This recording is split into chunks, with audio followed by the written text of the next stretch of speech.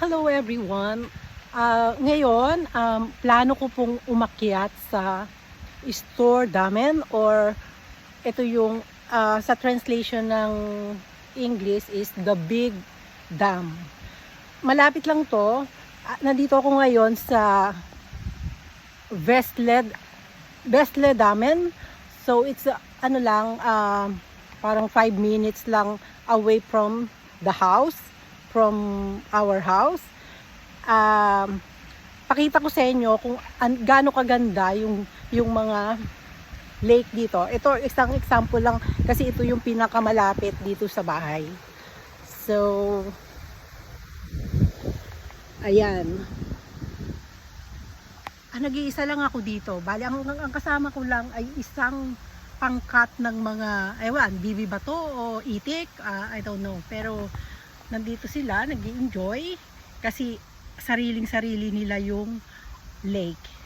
Ang lake na to kapag winter time dito natatandaan ko last winter kasi kasama ko yung granddaughter ko si Riven, ice skating siya rito.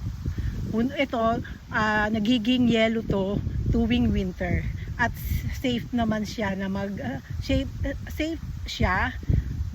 dito na ice skating.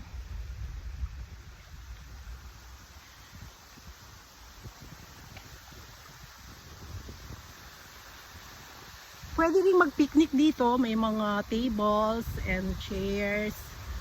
Pwede dyan, kahit saan pwede at walang bayad kapag nag-picnic or pumunta ka sa mga ganitong lake dito sa Norway.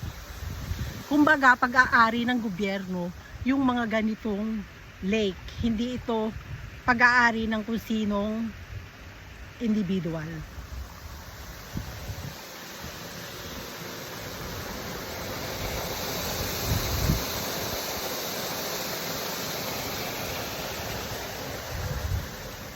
Hindi ko sure kung pwedeng maligo pero parang hindi naman kayang mag-swimming dito lalo ngayon.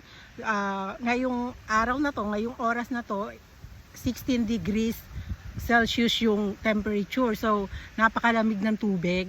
Hindi kakayanin natin, lalo tayo mga Pilipino, hindi natin kakayanin na maligo sa ganitong lamig ng tubig. So, after nito, aakyat ako. Susubukan ko kasi first time ko lang na aakyat sa